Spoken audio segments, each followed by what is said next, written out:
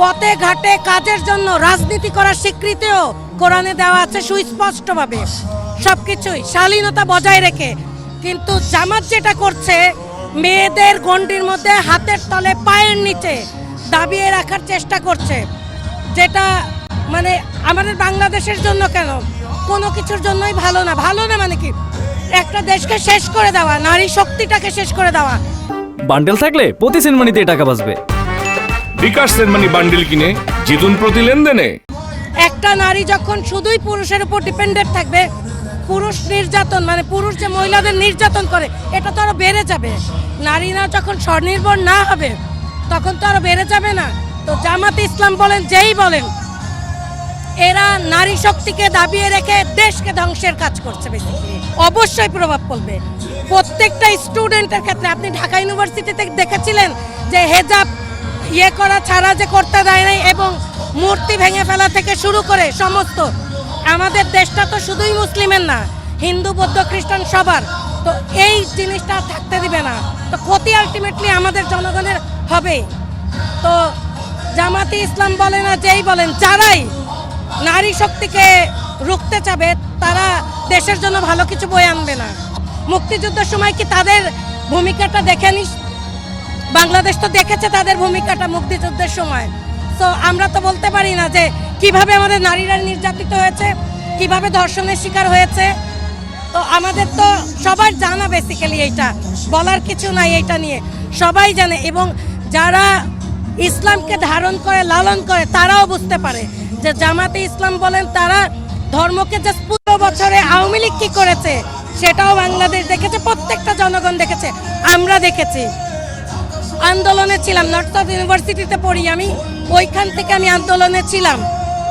২৬-এর এই মানে ২৪-এর এই আন্দোলনে আমরা ছিলাম। তো দেশকে আগাবে যে দল, আমরা সেই দলের সাথে আছি, আমরা বিএনপির সাথে আছি। নারী ক্ষমতায়ন হোক, এবং আমাদের বেগম জিয়া যিনি ছিলেন তিনি এটাই চেয়েছিলেন বেসিক্যালি। আর বিএনপি প্রতিবারই ভাই, যখনই বিএনপি ক্ষমতা এসছে, আমরা হয়তো ছোট ছিলাম তখন, বাট আমরা শুনেছি। আর যখন থেকে দেখা শুরু করেছি তখন থেকেই নারী বান্ধব রাজনীতি যদি কেউ করে থাকে সেটা বিএনপি করেছে, এটা আমার চোখে দেখা। আসলে হয়েছে কি, জামাত ইসলাম অনেক মানে ওদের অনেক জায়গায় মানে এরকম করে বলে যে যদি ওনারা আসে তো নারীরা মানে পর্দা সহিত যে কোনো জায়গায় জব করতে পারবে। যেমন আমি সাধারণ নর্মাল মানুষ, আমিও কিন্তু জব করি, ঠিক আছে? তো দেখা যায় আমি কিন্তু খাস পর্দা করি না। তো সেক্ষেত্রে যদি আমার জবের ইয়াটা মানে ওরকম পর্দা সহিত করতে হয়, এটা কিন্তু মানে আমার দ্বারা হবে না, ঠিক আছে? দেখা যায় যেখানে আমরা 8টা অবধি ডিউটি করি, ওখান থেকে 5টা অবধি ডিউটি করতে হবে, তখন কিন্তু সেই স্যালারিটা আমরা 5টা অবধি পাবো না, ঠিক আছে? এই হিসেবে জামাত ইসলামকে আমি ভোট দিব না। আসলে এই সকল বিষয়ে আমি সবকিছু ঘাটাঘাটি করি নাই, তো তাই আমি প্রপারলি সবকিছু বলতে পারবো। আসলে আর অন্যান্য যে দল তারা নারীদের নিয়ে কোনো কাজ করে না, কিন্তু আমাদের যে বিএনপি যে দল, যে তারেক রহমান, উনি আমাদের নারীদের জন্য অনেক আগায় নিয়ে যাবে। অন্যান্য দল মানে আছে বিভিন্ন, আমি নাম উল্লেখ করবো না, কিন্তু ওই দলগুলো মানে মহিলাদের কোনো ওনারাই করে না, সম্মান দেয় না, তারপরে আগায় যে নিয়ে যাবে তাদের কোনো দেখাও যায় না। কিন্তু তারেক রহমান অন্যরকম, উনি আমাদের নারীদের জন্য অনেক কিছু করবে। না না, কোনো খনন হবে না, আমরা চাই উনি আসুক, আমাদের আরো স্বাধীনতা দিবে উনি। আমরা তো নারী, আমাদের বেশিরভাগই নারী ভোটার বেশি।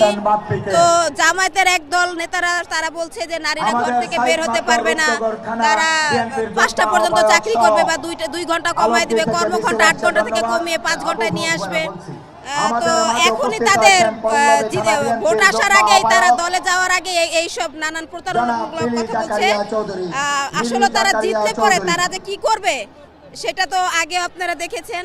তারা এগুলা ভুলভাল মিথ্যা কথা বলছে, তারা নারীদের কোনো অধিকারই দিবে না। দেখেন, আপনারা খেয়াল করেন যে তাদের আসনের মধ্যে একটা নারী আসন নাই।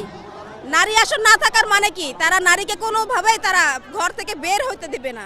তারা যতই মিথ্যা বানোয়ার কথা বলুক, জনগণ তা দেখবে, ভবিষ্যতেও দেখবে এবং জানবে, এবং 12 তারিখে তারা যথার্থ জবাব দিয়ে দিবে।